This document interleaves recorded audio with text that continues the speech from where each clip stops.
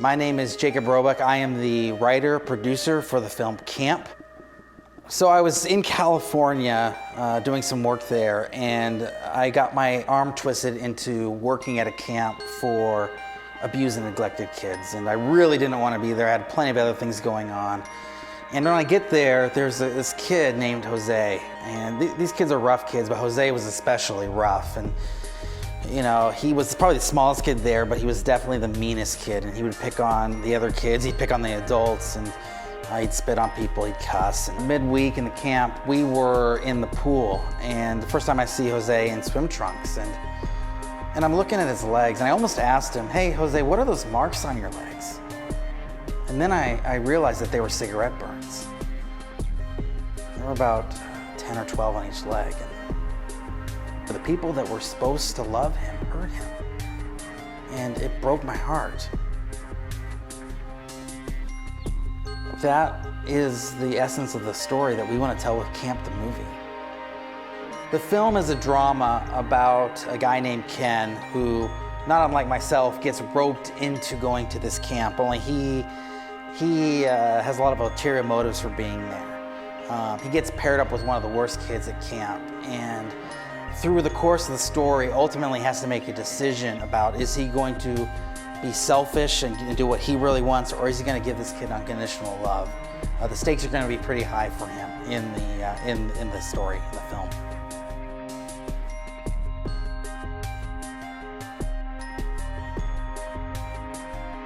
Working with Royal Family Kids is not like your typical camp. You know, these foster kids, they don't always have the opportunity to really just be kids and play.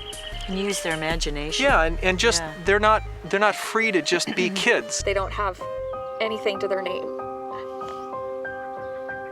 Sorry. Like, they'll show up with a trash bag of shoes and clothes that don't fit them. They have nothing. They have no family. I saw where hair had been pulled out of their head. I saw the burn marks. We've had kids here that had cigarette burns on them. We've had kids that have been abused in the worst way you could ever imagine. And I'm very angry with the adults that put them in that position. Being in foster care sometimes builds a lot of anger.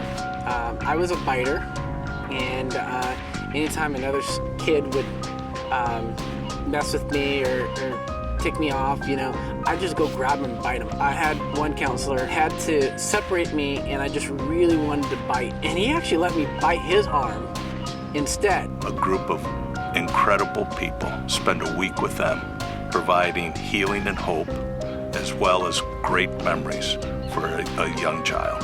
I had a guy, James. He was 11, and nothing sort of appeased him. I said, "James, what do you want? What can I do to help you?" And I was pretty out of patience by then.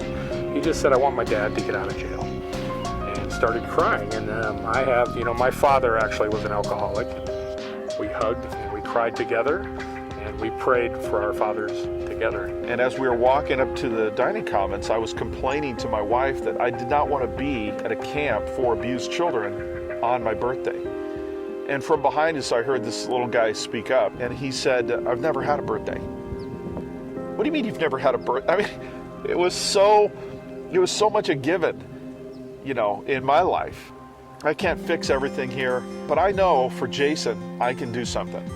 So I ran into town to the Kmart in here, and I got him a watch. And my wife says something just, you know, that literally changed Royal Family forever. She said, "I wonder how many other kids here don't experience a birthday party." And we find out none of the children, none of the kids we took to camp that year had ever had a birthday party. Counselors and staff, they stand around, they're crying because they get it. They understand in those birthday moments that something is severely screwed up with our world. If you've got the innocence of 6, 7, 8, 9, 10, 11-year-old children who've never experienced something that we think this is what it's all about to be a kid. That night, we got back to our cabin and opened her birthday box. And inside was one of those little, the jars of FARP, You know that it's like the little putty in the jar that makes the farting noise. So I just started kind of playing with it, and she just got the giggles, started laughing hysterically. I got the giggles, and we hadn't really connected up until that point very much because she was so quiet. Only the boys were supposed to get the fart, the girls weren't supposed to get it, and we got the one box that had it in there. I've never seen the boys eat more bacon at any other place in the world than at a Royal Family Kids Camp. It's disgusting. They will pile their plate up with bacon and they will consume the whole plate. And you say, well, that's dangerous. Yeah, it probably is. But that's a big thing at camp. They've never seen or had that much bacon. And his counselor said, okay, George wants to do the swim test. And again, he was the littlest kid at camp that year, so he's a little tiny little guy. And he starts going like crazy, and he is just scared, just maxed out. And he's doing his dog paddle and kicking like crazy, and everyone in the pool area is cheering him on. There was so much screaming. Just People screaming, came running go to see what was George, going on. go George, go George. It was like he just got a gold medal in the Olympics, okay? He gets his band, and it's like the best treasure he could ever have. He worked with his counselor to be able to do that, to achieve that. And when everyone was, cheering him and praising him, it was so important to him. And that's kind of like, a lot of these kids don't get that. A lot of kids that come to our camp, they don't get that positive reinforcement. She couldn't read. She hadn't been to school. She wasn't in school. So I would sit there with her each night and read her letters and stuff.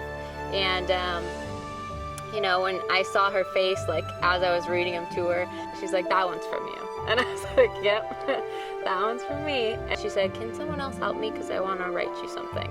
So one of the other counselors helped her as she wrote out a note to me. And she actually took all the time and the effort to sit there and write out, thank you for being my camp counselor. I'm going to miss you. And I had a great time at camp. Like, love Shireen. That one goes in my Bible. That was a big deal to me. One of my campers asked me, how much do you get paid for this? And just could not believe. I said, I volunteer. I'm here because I love you and I want to see you and I want to be with you for a week. And is that everyone is just total dorks the whole week and they don't care because you just go all out for these kids. Creating a safe place for these kids for a week to just be who they are and love them exactly where they're at is probably the most powerful thing we can do for them. Like he says, you feel like you're poking the devil in the eye. Yeah, that's what it's like. You know what you're doing? You're punching him right in the nose. That's what it's like. You stand right up there and you grab him by the throat and you punch him right in the nose. That's what we do every week. We asked ourselves, have we done anything that's been this hard ever in our life? No. So we sat around, we cried out every tear we had. We loved the children to the best of our ability. And as we went around the room, we all said, I don't think I can do it again. And then someone said it. How can we not? Yeah, how can we not do it again?